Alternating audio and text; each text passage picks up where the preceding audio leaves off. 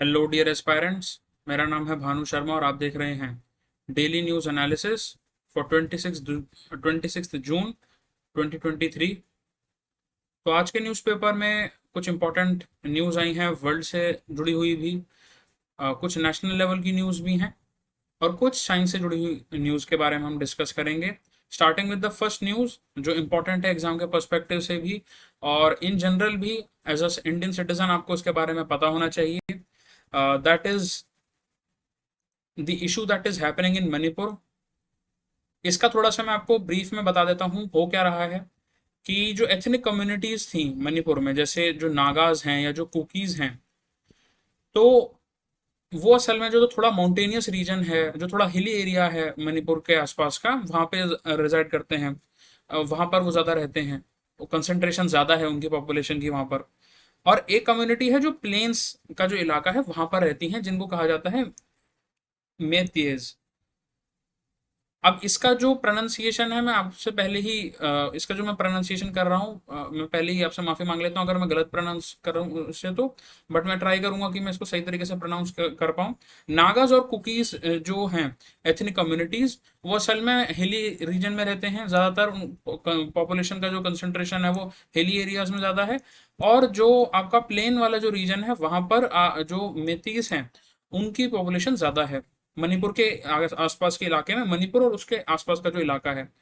अब हो ये रहा है कि नागाज और कुकीज के पास जो है रिजर्वेशन, स्पेशली क्योंकि वो शेड्यूल्ड ट्राइब स्टेटस उन्हें मिला हुआ है, तो रिजर्वेशन है उनके पास गवर्नमेंट जॉब्स वगैरह में। अब कुछ सालों से ये देखने को मिल रहा था कि जो मेतीज का जो ग्रुप है, जो प्लेन्स में ज्यादा जिनकी पॉपुलेशन कंसेंट्रेशन है, उन्होंने भी अपनी मांग उठानी शुरू करी कि हमें भी शेड्यूल्ड ट्राइब स्टेटस दिया जाए। अब इसी के बेसिस पर जो ये दो बड़ी कम्युनिटीज हैं, स्पेशली कुकीज और मेतीज, इनके बीच में जो है ये इशू है सारा जो मणिपुर में है, ये कम्युनिटीज की वजह से, इस इशू की वजह से जो है काफी ज्यादा राइट वाली सिचुएशन बनी। और काफी सारे जो ऑफिसर्स वगैरह हैं पुलिस से इनफैक्ट आर्म्स जो है वो चुराए गए। और इस पूरे के पूरे इशू के अंदर काफी सारे गवर्नमेंट ऑफिसर्स को काफी चोटें भी आई हैं। और कुछ ऐसा भी माना जा रहा है कि एक दो जगह पर कैजुअलिटी भी आई हैं पिछले ऑलमोस्ट अराउंड आप कह सकते हैं 20 से 30 दिनों के अंदर। So what are the immediate triggers जिससे ये सारा जो क्लैश हो रहा है मणिपुर में, ये है। So basically the land rights, anti Poppy drive हो गया, इलीगल इमिग्रेशन जो होता है, तो उसको लेकर मणिपुर हाईकोर्ट ने एक डायरेक्टिव दिया हुआ था पहले का कि जो मेती कम्युनिटी है उनको शेड्यूल ट्राइब स्टेटस दिया जाए, उनको भी रिजर्वेशन दिया जाए। अब देखिए, नौकरियां जो हैं वो लिमिटेड हैं। और रिजर्वेशन अगर मेथीज को भी मिलता है जहां पर नागाज और कुकीज को पहले से मिल रहा है, तो ओवरऑल जो पूल है जॉब्स का उसमें रिजर्वेशन अगर जो है मेथीज को भी मिलना शुरू हो जाएगा तो उस पर प्रॉब्लम हो सकती है, नागाज और कुकीज के पॉइंट ऑफ व्यू ये कहता है। और उसी की वजह से आप देखेंगे सारा का सारा इशू है। अब इस पूरे इशू में जहां पर दो कम्युनिटीज हैं और अपने स्टेट के बारे में वो बात कर रही हैं और क्लैश हो रहे हैं, उस क्लैश के बीच में कुछ इस तरीके की कम्युनिटीज भी हैं, जैसे nationalist socialist council of Naga. तो इस तरीके के कुछ ग्रुप्स हैं, प्लस कुछ इंसर्जेंट ग्रुप्स हैं जो ये चाहते हैं कि नॉर्थ ईस्ट में, स्पेशली मणिपुर के आसपास का जो इलाका है और जहां पर ये क्लैश हो रहे हैं, वहां पर चीजें और खराब हो जाएं। और जो इंसर्जेंसी की जो घटनाएं हैं वो और ज्यादा बढ़ जाएं, जिससे इंटीग्रेशन होने की बजाय उल्टा काम हो और नेशनल सिक्योरिटी पर भी उसका नेगेटिव इफेक्ट आए। इस तरीके के जो काफी इंसर्जेंट ग्रुप हैं, इनका ये भी देखा गया है कि इनका जो कनेक्शन है जनरली वो चाइना से रहा है पिछले सालों में। और उसकी वजह से जो है जो इश्यूज है वो और ज्यादा खराब हो सकते हैं। So there is a way forward of immediate need to control the violence and resolve ethnic conflicts. अभी हाल ही के कुछ समय पहले ही, एक दो दिन पहले, यानी कि 24 से 48 घंटे पहले ही, अमित शाह के साथ जो होम मिनिस्टर है उनके साथ मीटिंग हुई है of the head of the state. मैं स्टेट की जब बात कर रहा हूँ तो मैं यहाँ पे बात कर रहा हूँ चीफ मिनिस्टर की, मणिपुर के। उनके साथ उन्होंने बात करी और उन्होंने स्पेशली ये बोला है कि जो मेतीज और कुकीज ग्रुप जो हैं इनके बीच में जो क्लैश है इसको ठीक करा जाए, और जो स्टेक होल्डर्स हैं मणिपुर के और जो अच्छे जो एनजीओ वगैरह हैं जो वहां पर काम करते हुए आए हैं, उनको साथ लेकर ग्राउंड लेवल पर चीजों को बदला जाए जिससे क्लैश कम से कम हो पाए। So adopting a long term strategy that reassures communities of their physical, social, cultural and economic security is the most important part of all of this। तो ये बात आपको याद रखनी है। बेसिक इसका जो आपको मेन इंपॉर्टेंट जो चीजें याद रखनी है, दैट नागा पीस अकॉर्ड को वापस लाने की बात की जाती है, या जो इंसर्जेंट ग्रुप्स हैं उनको कम से कम इसमें हिस्सा ले पाए, इसकी बात की जाती है। और ये पूरा इशू किसके अराउंड रिवॉल्व करता है, that is around the land rights हो गया। बिकॉज जो ये कम्युनिटी है मेथियस, ये काफी ज्यादा पुरानी कम्युनिटी है, और 1949 में जब पार्ट बना और इंडिया से जुड़ा ये हिस्सा पूरा का पूरा, उससे काफी सालों पहले तक, इनफैक्ट अंग्रेजों के आने से पहले भी जो मेथियस थे वो यहाँ पर रहते हैं। और उनका उनका एक कह सकते हैं जो प्लेन्स वाला जो इलाका है वहां पर उनकी पॉपुलेशन की काफी ज्यादा कंसंट्रेशन है। तो इसको लेकर पूरा का पूरा ये जो एक इशू है ये अराइज हुआ, ये क्लैशेस अराइज हो रहे हैं। नेशनल न्यूज में एक और इम्पोर्टेंट न्यूज ये है, ये थोड़ा जोग्राफिक कंटेक्स्ट में है न्यूज, कि क्यों पंजाब और हरियाणा का जो क्रॉप यील्ड होगा आने वाले समय में वो इतना ज्यादा इंपॉर्टेंट है। देखिए, नासा ने भी और काफी सारे जो एक्सपर्ट्स हैं, वेदर एक्सपर्ट्स हैं, उन्होंने ये बताया है कि भारत में एलनीनो की वजह से अब जो मॉनसून है वो बहुत ही ज्यादा पुअर आने वाला है। और उसका एक बड़ा कारण ये है कि जो साउथ वेस्ट से, यानी कि जो अरेबियन सी वाला हिस्सा जो है इधर की तरफ से जो आती हैं साउथ वेस्ट जो हवाएं आती हैं, जिनकी वजह से रेन हो पाता है, मानसून आ पाता है, उसको काउंटरएक्ट करने के लिए एलिनो बहुत इस तरफ से, यानी कि ईस्टर्न साइड से एलिनो की वजह से वो हवाएं अब यहाँ पर आ नहीं पा रही, जिसकी वजह से ओवरऑल मॉनसून अच्छे से नहीं हो पाएगा इस साल। बट पंजाब और हरियाणा में जो एक बहुत बेहतरीन बात है वो ये है, ग्रीन रेवोल्यूशन की वजह से पंजाब और हरियाणा को इंडिया का ब्रेड बास्केट भी कहा जाता है, and linchpin of the food security since green revolution. और उसका एक बड़ा कारण ये है कि यहाँ पर जो फार्मर्स हैं उनके पास इरिगेशन के लिए ट्यूबवेल्स, पावर वाले ट्यूबवेल्स हैं, बड़ी जो है हैवी इक्विपमेंट्स हैं जो इरिगेशन में बड़े बड़े फार्म्स के लिए काफी ज्यादा अच्छे से काम करते हैं। तो यहाँ पर अगर पुअर मानसून होता भी है, उस स्थिति में भी हम काफी ज्यादा जो है अपने आप को एक अच्छे लेवल पर क्रॉप यील्ड बनाए रख सकते हैं। बट उसको ये भी समझना है कि पिछले दो, अगर हम देखें कंसेक्यूटिवली 2 सालों में, यानी कि 2000, अगर आप मार्च 2023 का देखें या मार्च 2022 का देखें, ऑलमोस्ट 12 से 18 महीने पहले का, तो वहां पर अनसीजनल टेम्परेचर सर्जेस की वजह से and heavy rain in March 2023 at the time of grain filling से जो वीट का प्रोडक्शन है वो खास कुछ अच्छा रहा नहीं है। बट यहाँ पर जो पंजाब और हरियाणा है, due to its even despite कि पुअर मानसून होगा भारत में, क्योंकि इरिगेशन की चीजें और पावर ट्यूबवेल्स काफी ज्यादा हैं, तो अच्छा हो सकता है। अब एलिनो ने ये, एलिनो यानी कि जो आपका ईस्टर्न साइड से जो हवाएं आ रही हैं जो साउथ वेस्ट ट्रेन की हवा को काफी ज्यादा काउंटरएक्ट करती हैं, उससे जो मानसून है वो पुअर रहेगा। और इसीलिए हमें diversification of procurement concentrated in the states is required, जिससे प्रॉपर जो है वीट का प्रोडक्शन हो पाए, प्रॉपर क्रॉप यील्ड बढ़ पाए। तो ये इंपॉर्टेंट बात आपको याद रखनी है। ये भी इकोनॉमी का थोड़ा सा सेक्शन और ज्योग्राफी का सेक्शन मिक्स होकर वहां से न्यूज आई है। अब अगर हम बात करें साइंस एंड एनवायरनमेंट की न्यूज की, तो कुछ इंपॉर्टेंट न्यूज हैं। जैसे आपको पता होगा 2019 में चंद्रयान 2 जब गया था तो वो सक्सेसफुल नहीं था, और इसीलिए जो हमारा थर्ड मून एक्सप्लोरेशन मिशन है अब वो मिड जुलाई में फिर से लॉन्च होगा।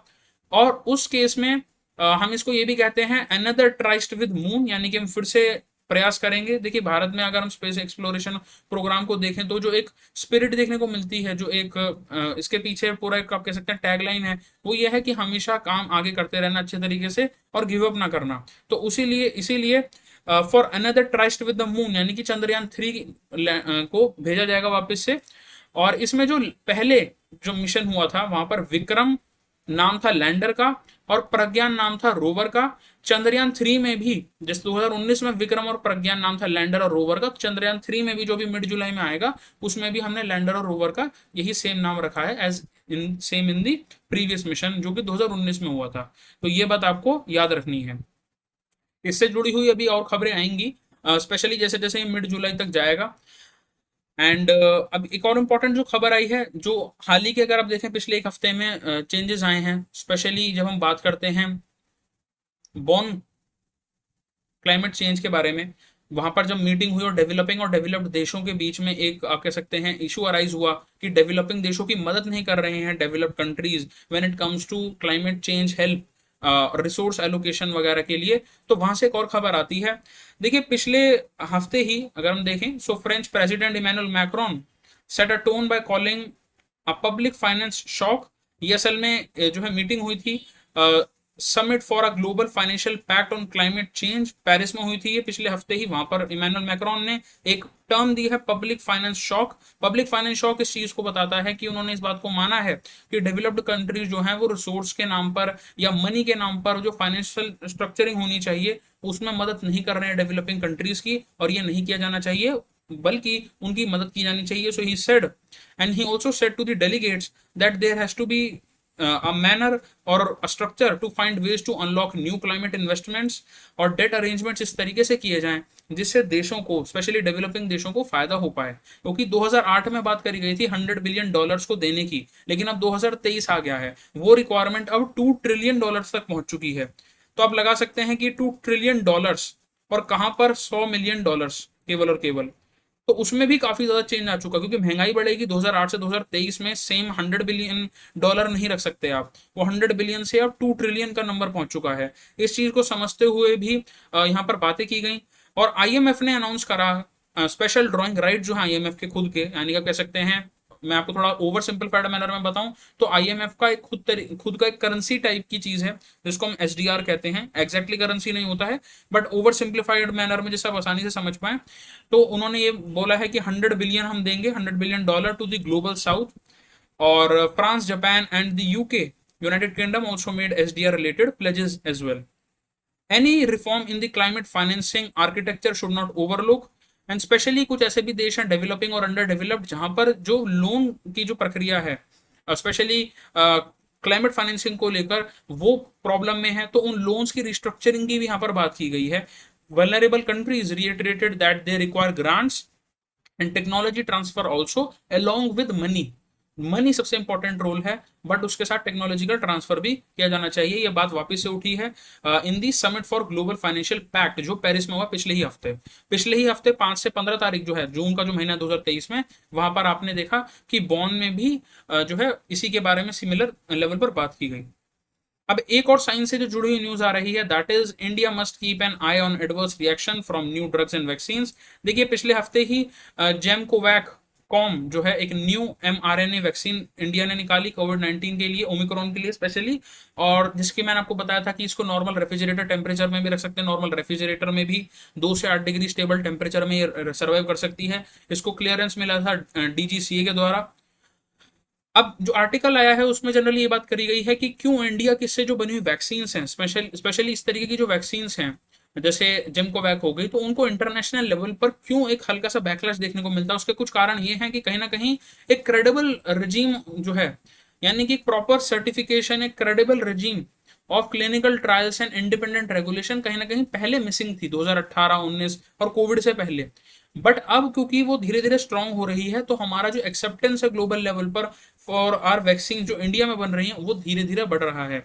So drug regulators globally allowed vaccine makers to combine multiple stages of testing जो एक साथ आ सके, giving greater leeway to experimental formulations, because ये जो वैक्सीन है ये इंसानी शरीर में जाएगा और उसके नेगेटिव इफेक्ट्स अगर हल्के से भी आए तो ग्लोबल लेवल पर, स्पेशली जो फार्मा सेक्टर है भारत का, अगर इंडिजिनस जो है जो यहाँ पर चीजें बना रहा है उसकी एक बहुत ही गलत इमेज बन सकती है। तो उसमें जो मिसट्रस्ट का एलिमेंट है, जो आर्बिटरीनेस का एलिमेंट है, उसको कम करना बहुत जरूरी है, यही बात की गई है। 2019 से पहले ये स्थिति ज्यादा अच्छी नहीं थी, बट कोविड-19 और जब फर्स्ट वेव और सेकेंड वेव आई तो ड्यू टू प्रेशर आप कह सकते हैं, ड्यू टू इनोवेशन और उस नीड ऑफ इनोवेशन के वजह से ये चीजें सुधरती नजर आ रही हैं। अब वर्ल्ड न्यूज में कुछ इंपॉर्टेंट 4 से 5 न्यूज हैं जिसके बारे में डिस्कस करते हैं, starting with the India US deal for 31 MQ-9B drones. देखिए ड्रोन्स के लिए एक डील हुई है इंडिया यूएस की, जिसमें India has plan to procure General Atomics MQ-9B high altitude long endurance, जिसको कि HALE भी बोला जाता है। ये अनमैन्ड एरियल व्हीकल्स हैं। देखिए जहां पर भी आपको यूएवी देखने को मिल जाए, इसका मतलब समझ लीजिएगा ये ड्रोन की बात की जा रही है। ऐसे एरियल व्हीकल्स जिनके अंदर इंसान नहीं बैठा होता है, पायलट नहीं होता है, कोई चला नहीं रहा होता है, वो अनमैन्ड होते हैं ड्रोन्स के फॉर्म में। So India has been negotiating to increase the indigenous content. 15 से 20% की बात हुई थी कि इंडिजिनस कंटेंट इसमें बढ़ाया जाए।